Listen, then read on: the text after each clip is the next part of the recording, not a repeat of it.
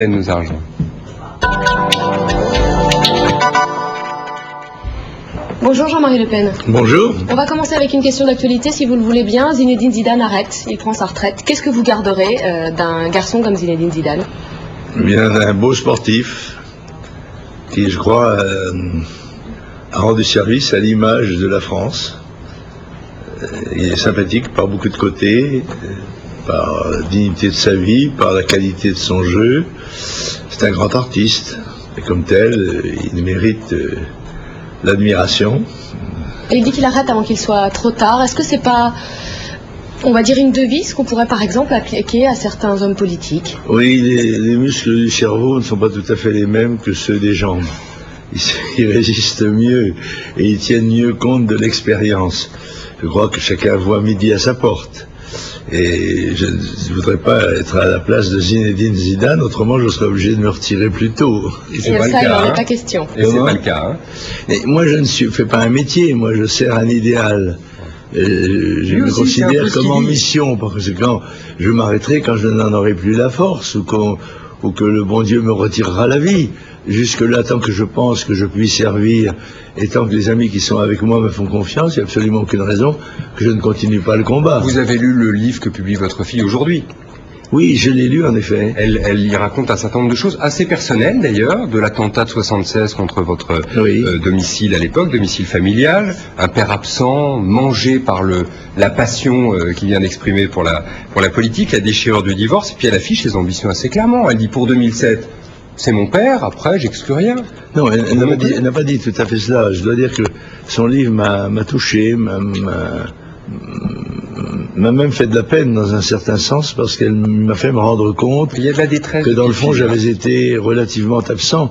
Mais chez nous, ce sont plutôt les femmes qui s'occupent des filles. J'avais 3 filles et la politique est en effet une activité très absorbante. Mais quand j'ai vu ce qu'elles avaient souffert, eh bien ça m'a fait de la peine, je dois dire un peu, oui. Vous dites chez nous, ce sont les femmes qui s'occupent des enfants. Est-ce que demain, chez vous, c'est une femme qui peut s'occuper du parti? Oui. Oui, c'est vrai, mais chez nous c'est comme ça. Enfin, en général, dans la société de la France d'en bas, d'où je viens, c'est généralement comme ça. Les pères s'occupent plutôt des garçons et les mamans plutôt des filles, voilà. Bon, ça c'est sur la vie privée. Voilà, politiquement plutôt d'immigration. Est-ce que ça vous fait plaisir de voir que Nicolas Sarkozy, par exemple, reprend un slogan de Philippe de Villiers qu'il vous a lui-même repris? La France, on l'aime ou on la quitte, pour rappeler la phrase du week-end. Oui, mais ce serait une erreur que de réduire le programme du Front National à l'immigration et à l'insécurité. Ça, ce sont les médias qui ont besoin de se spécialiser. C'est un des points forts. Oui, je considère que c'est un point clé, si vous voulez.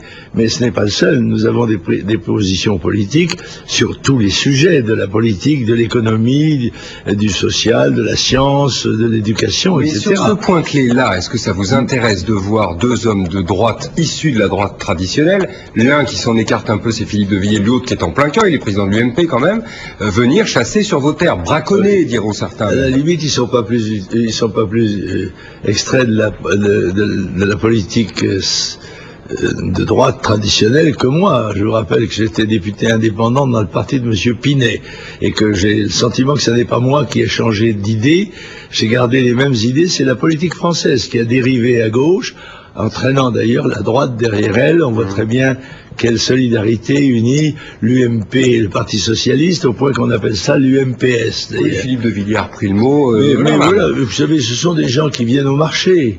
Bon, voilà des gens qui ont été... Il l'a dit clairement dans le Parisien il y a quelque temps, Nicolas Sarkozy. Ça vous effraie qu'il drague vos électeurs ou pas? Mais il ne drague pas mes électeurs, il croit le faire.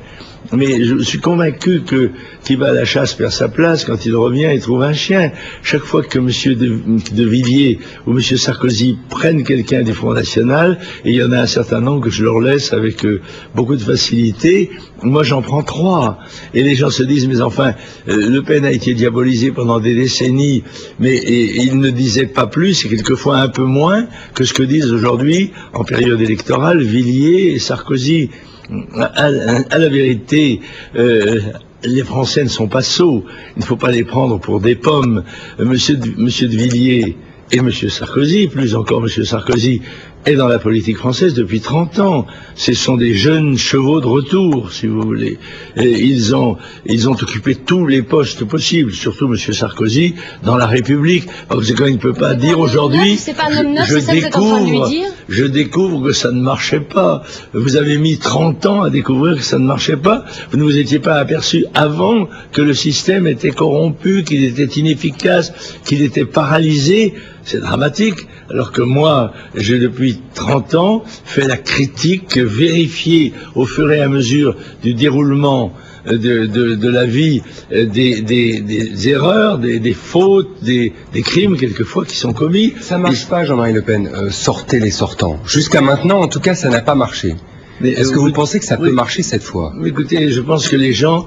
sortez, plus exactement, ça marche de droite à gauche et de gauche à droite, mais ça marche pas bien. Qu'est-ce que je vais dire aux électeurs? Je vais leur dire, comment pouvez-vous croire que ces gens-là feront demain ce qu'ils n'ont ni su, ni pu, ni voulu faire hier? Ne vous laissez pas piéger par des promesses dont vous savez qu'elles n'engagent que ceux à qui elles sont faites. L'immigration choisie, par exemple, que prône Nicolas Sarkozy dans son nouveau projet de loi, vous en pensez quoi? Ce sont des oripeaux qui déguisent de vieilles réalités. Ils n'ont pas changé d'idée. Je suis en désaccord d'ailleurs profond sur la politique de l'immigration de M. Sarkozy. Je suis pour la fin de l'immigration. Nous avons fait entrer en France plus de 10 millions d'étrangers en 30 ans. Cette masse nous submerge, nous oppresse et nous opprime à la fois, coûte une fortune. Jean-Marie Le Pen, vous savez que c'est faux, vous savez que la France a besoin d'immigrés pour travailler et pour la démographie. Mais c'est tout à fait faux, nous sommes capables de faire, alors ça prouverait que nous ne sommes pas capables de faire nos enfants nous-mêmes et nous importons des gens pour les faire à notre place. Faut-il aussi qu'ils le fassent à nos femmes?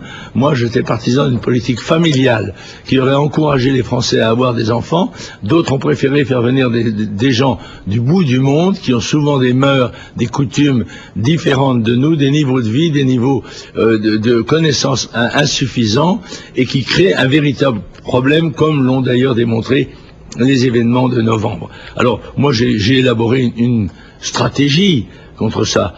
Vous disiez que une sortie des sortants ne suffit pas, bien sûr. Il faut présenter un programme.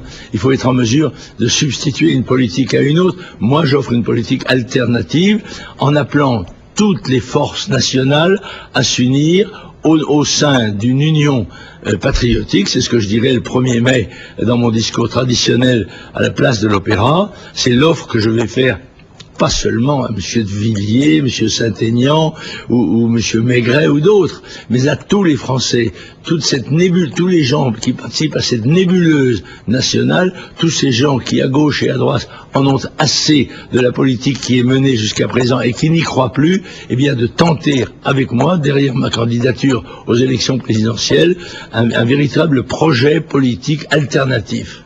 Un mot, oui ou non, vous aurez les 500 signatures? Parce qu'il faut ça.